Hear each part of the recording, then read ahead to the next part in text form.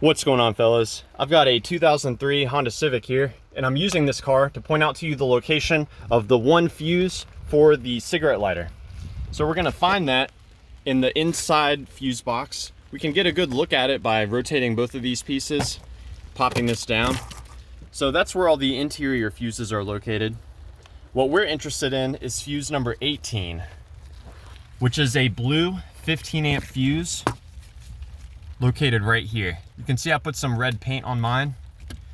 And if you're a keen observer, you'll note that this fuse is a different color than the other 15 amp fuses. That's a hint to me that this fuse has been replaced once before. Now that fuse, when intact, sends power to that cigarette lighter, but only when the key is turned to the on or accessory position. If you've checked that fuse and it's good, but you're not getting power at that fuse, you very well may have a bad ignition switch.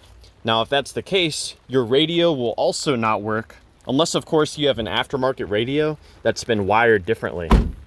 If you do need a spare fuse, I can show you where to find one.